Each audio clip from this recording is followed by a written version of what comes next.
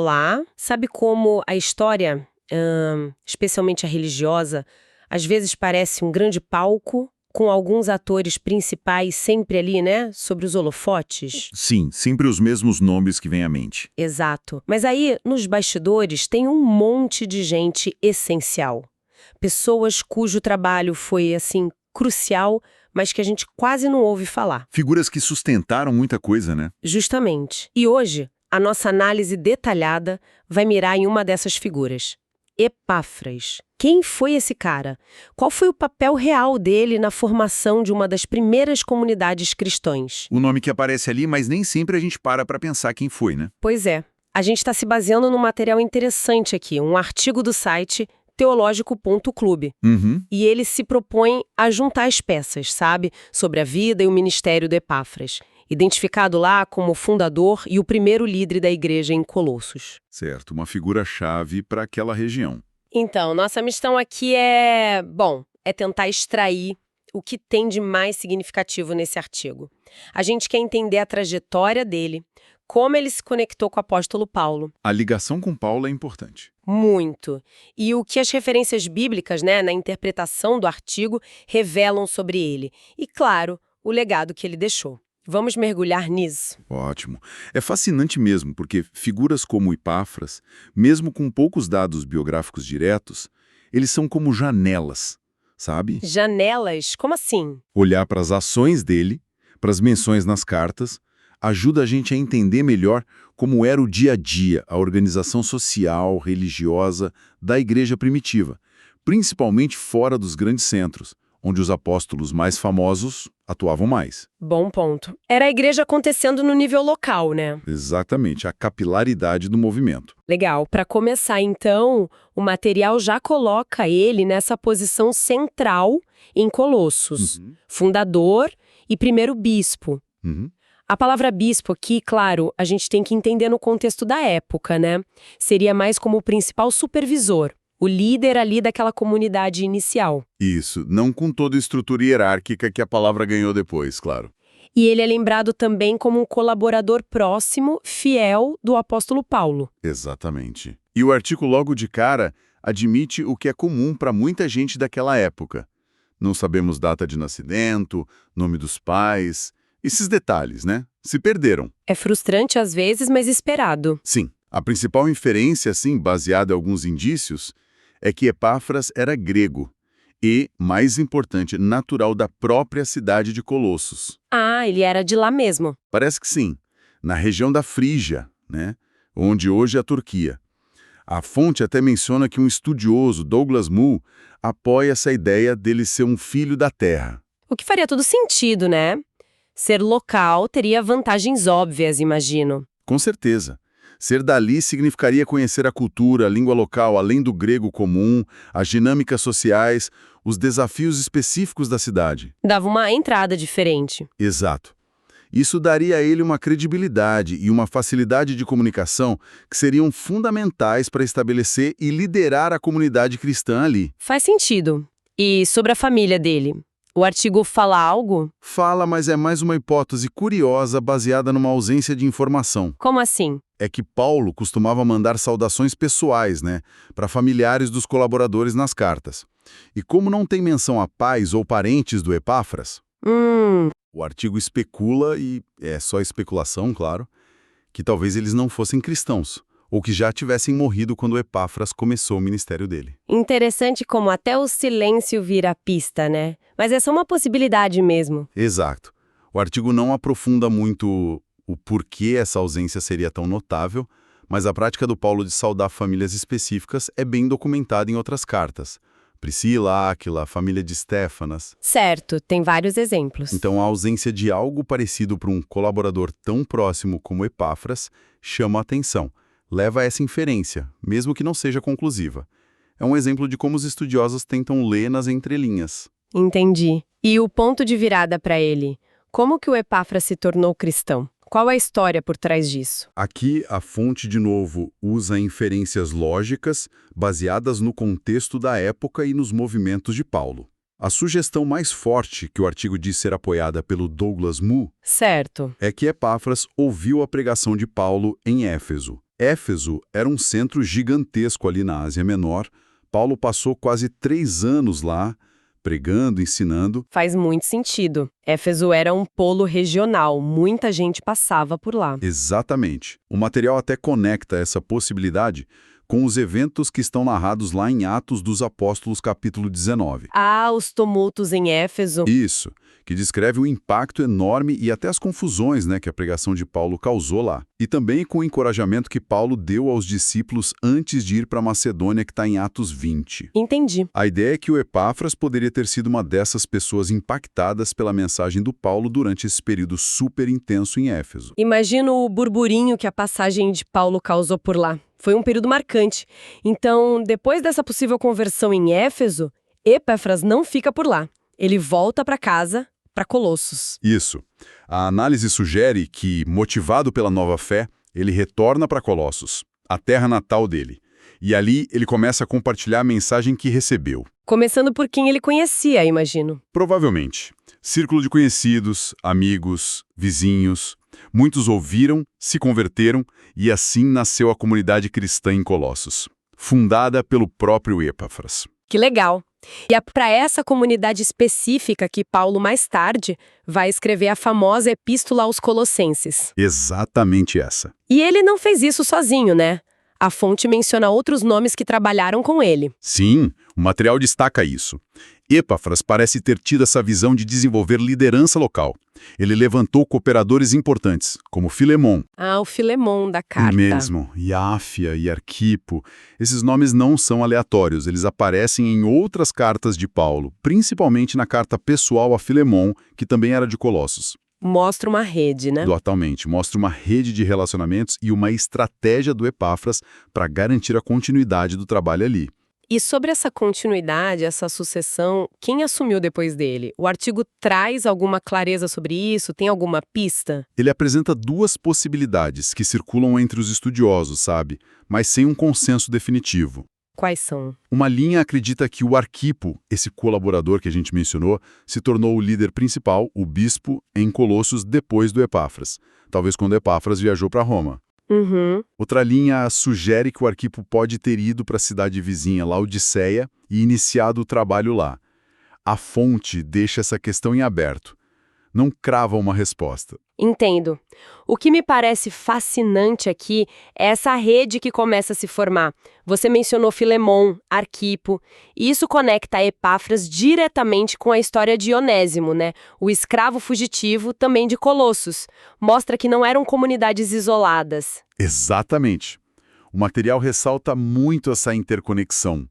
A menção desses nomes cria uma teia que liga Colossos, Laodiceia e Hierápolis, as 3 cidades principais ali do Vale do Lico. Certo. E as conecta diretamente a Paulo. A gente vê uma estrutura regional de igrejas se formando, com líderes que se conheciam, se comunicavam e, como a gente vai ver, se preocupavam uns com os outros. Epáfras parece ter sido um elo vital nessa rede toda. E essa preocupação mútua nos leva a um momento crucial que a fonte destaca: a viagem de Epáfras a Roma. Parece algo bem importante, talvez até arriscado para a época. O material detalha por que ele fez isso. Sim, e é um ponto central na história dele. O artigo relata que ele encarou essa viagem longa para encontrar Paulo, que estava preso em Roma. Preso em Roma? Não era uma visita social, então? Definitivamente não. O motivo era urgente e preocupante. Levar notícias sobre um ensinamento estranho, uma doutrina ou filosofia que estava se infiltrando na igreja de Colossos e ameaçando a saúde espiritual da comunidade. Um ensinamento estranho? O artigo dá pista sobre o que seria isso? Que tipo de ideia era essa? Olha, a fonte principal que a gente está analisando não entra em detalhes minuciosos sobre a natureza exata dessa heresia, mas menciona que essa preocupação do Epáfras foi o gatilho para Paulo escrever a Epístola aos Colossenses. Ah, então a carta foi uma resposta a isso. Exato. Geralmente, os estudiosos que analisam a carta aos Colossenses associam esse ensinamento estranho a uma forma de sincretismo, sabe? Uma mistura de elementos. Sincretismo? Tipo? Tipo uma mistura de elementos do judaísmo, regras alimentares, guardar dias especiais, filosofia grega, talvez com ênfase em conhecimento esotérico, magnose, e talvez alguma forma de culto a anjos ou seres intermediários. Entendi. Uma mistura perigosa. Era algo que, no fim das contas, diminuía a centralidade e a suficiência de Cristo. E isso alarmou Epáfras. Ele viu o perigo. Nossa, dá para entender a urgência dele. Então ele viaja até Roma, basicamente para pedir ajuda a Paulo sobre esse problema doutrinário lá em Colossos. Isso realmente mostra um nível de dedicação, de responsabilidade impressionante, não acha? Sem dúvida nenhuma. E a viagem em si, no primeiro século, não era brincadeira. Era longa, cara, potencialmente perigosa. O fato do Epáfras fazer isso demonstra o compromisso profundo dele com a comunidade de Colossos. E ele não só foi lá e entregou o recado e voltou, né? Não mesmo.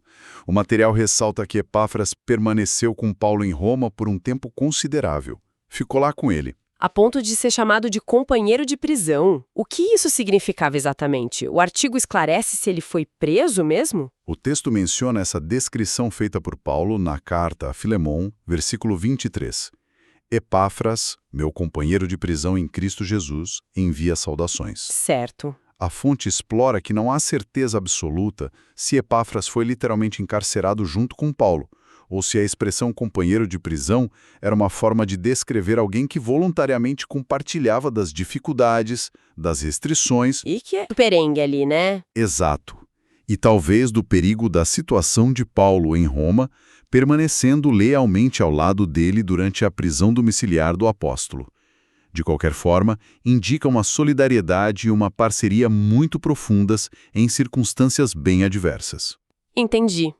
É um laço forte. E é nesse contexto, lá de Roma, que Paulo escreve aos Colossenses e dá um testemunho marcante sobre Epáfras. O artigo enfatiza muito isso. O que Paulo fala dele? Paulo elogia Epáfras não só por ter trazido as notícias, mas por sua contínua e fervorosa luta em oração pelos cristãos de Colossos, Laodiceia e Hierápolis. Luta em oração. É a expressão que Paulo usa. Ele diz que Epáfras sempre luta por vós em suas orações, para que permaneçam firmes, maduros e plenamente convictos em toda a vontade de Deus. Está lá em Colossenses 4, verso 12. Nossa, que fortes! E ele acrescenta, no verso 13, sou testemunha do seu grande zelo ou grande labor, dependendo da tradução, por vós. Isso pinta um retrato muito vivo de um pastor intercessor, sabe? Profundamente engajado com o bem-estar espiritual do rebanho dele, mesmo estando longe. Essa imagem do lutar em oração é muito poderosa mesmo. Mostra uma dimensão do trabalho pastoral que vai além da pregação, da organização, né? Exato. O cuidado profundo. Agora, uma questão que às vezes surge e que a fonte que a gente está vendo aborda, Epáfras e Epafrodito. São a mesma pessoa? Os nomes são parecidos, né? Sim, o artigo trata dessa confusão comum, menciona que no passado alguns estudiosos, tipo o teólogo Adam Clarke, levantaram essa hipótese de que Epáfras seria só uma forma abreviada, um apelido de Epafrodito. Acontecia com outros nomes na época. Faz sentido a dúvida, mas o material concorda com essa visão ou separa os dois? Não, ele argumenta fortemente contra, se baseando na própria evidência dentro das cartas de Paulo. A análise apresentada diferencia claramente os dois. Como? Paulo associa Epafrodito de forma assim inequívoca à igreja de Filipos, lá na Macedônia, norte da Grécia. Ele foi enviado pelos filipenses para servir Paulo em Roma. Ficou muito doente, quase morreu. Lembro dessa história. E depois foi enviado de volta para Filipos por Paulo com agradecimentos. Isso está tudo na carta aos Filipenses, capítulos 2 e 4. Certo, Filipos. Já o Epáfras, como a gente viu, está sempre conectado a Colossos, na Ásia Menor, atual Turquia. Ele é de lá, fundou a igreja lá, e as orações dele são direcionadas para as igrejas daquela região específica, o Vale do Lico. Contextos geográficos e ministeriais bem diferentes. Completamente distintos. Portanto, a conclusão da fonte, que está alinhado com a maioria dos estudiosos hoje, é que eram duas pessoas diferentes, com ministérios em locais diferentes. É um bom lembrete sobre a importância da precisão ao lidar com nomes e detalhes históricos, né? Com certeza. Faz todo sentido a distinção quando se olha para as conexões geográficas e as histórias de cada um. Bom, esclarecido isso, o que aconteceu com Epáfras depois desse período em Roma com Paulo? A fonte consegue traçar o resto da trajetória dele? Olha, o período pós-Roma é menos documentado. Aí a gente entra mais no campo da tradição e da inferência histórica, como o próprio artigo aponta. Entendi. A suposição é que, talvez depois da morte de Paulo, que foi ali por volta de 64 a 67 depois de Cristo, Epáfras não tenha retornado imediatamente para o pastorado direto em Colosso. Especula-se que ele possa ter continuado o ministério dele em Roma ou ali nos arredores por um tempo. E sobre o fim da vida dele? O que se sabe ou se acredita? Aqui a fonte recorre à tradição cristã posterior, que o coloca entre os mártires da fé. Ah, ele teria sido martirizado. Acredita-se que sim, segundo o material, que Epáfras tenha sido morto durante uma das ondas de perseguição aos cristãos, possivelmente sob o imperador Vespasiano, lá por volta do ano 80 depois de Cristo. Nossa! O artigo até menciona que ele poderia ter tido um destino parecido com o Dionésimo. Lembra do antigo escravo de Filemon? Sim, claro. Segundo a tradição, Onésimo também se tornou um líder cristão importante e foi martirizado, talvez na mesma época ou contexto.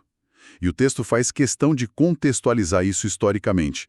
Lembra que o final do primeiro século, especialmente sob imperadores como Vespasiano e o filho dele, Domiciano, foi um período bem perigoso para os líderes cristãos. Imagino. A perseguição apertou. Muito. Muitos bispos, pastores foram presos, executados. O artigo detalha brevemente como até a cidadania romana podia influenciar o método de execução. Ah, é? Tinha diferença? Sim, decapitação para cidadãos, como Paulo, e métodos mais cruéis, tipo crucificação, para não-cidadãos ou dependendo da província. Situar a provável morte de Epáfras nesse cenário de perseguição imperial ajuda a gente a entender os riscos enormes que ele e outros líderes corriam. É, um final muito impactante para uma vida tão dedicada, né?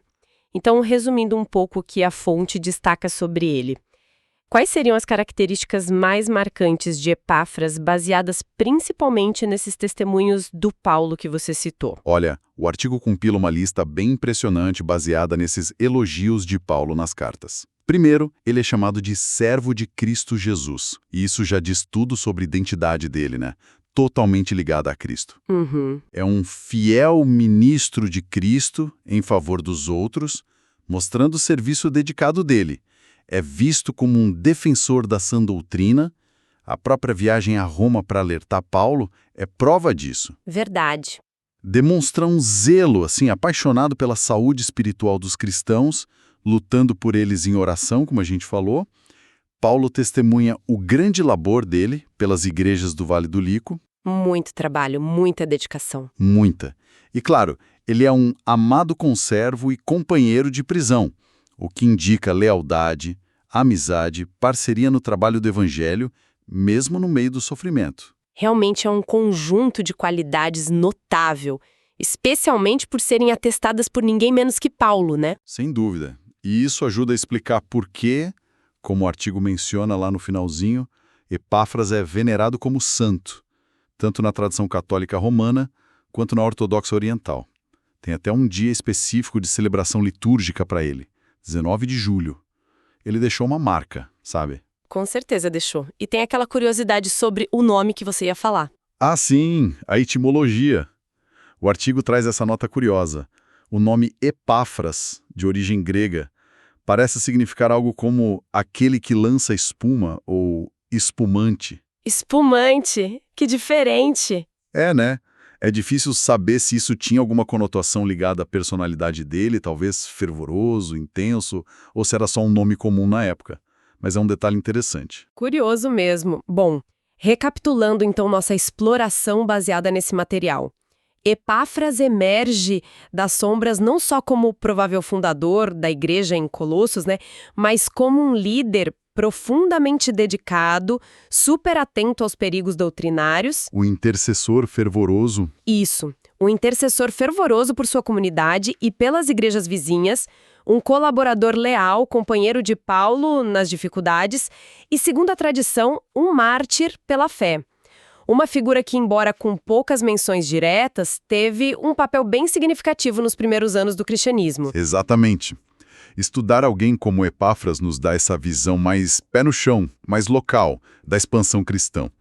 Ajuda a gente a perceber que o crescimento da igreja não dependeu só dos grandes nomes apostólicos, sabe? Certo. Mas também desses líderes locais, plantadores de igrejas, como Epáfras, que com muito zelo, muita dedicação, estabeleceram e cuidaram das primeiras comunidades, enfrentando desafios internos, como as heresias, e externos, como a perseguição.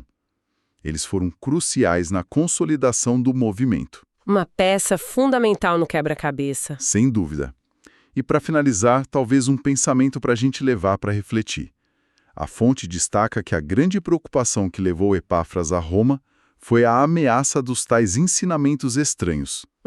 Mesmo sem a gente saber todos os detalhes dessa filosofia que preocupava tanto o Epáfras, a própria existência dessa tensão já é muito reveladora, né? O que essa situação lá em Colossos nos sugere sobre os desafios intelectuais, culturais imensos que aquelas primeiras comunidades enfrentavam. É verdade. Elas estavam tentando forjar uma identidade, uma doutrina própria dentro de um império romano que era um verdadeiro caldeirão de religiões, filosofias, misticismos. Fica a pensar na complexidade desse ambiente, né? E na importância de figuras como Epáfras, que estavam ali na linha de frente dessa batalha por clareza e fidelidade à mensagem original. Uma excelente provocação para a gente encerrar. Realmente, pensar nesse contexto ajuda a valorizar ainda mais o trabalho dele. Chegamos ao fim desta análise focada na figura de Epáfras, conforme apresentada na fonte que exploramos hoje.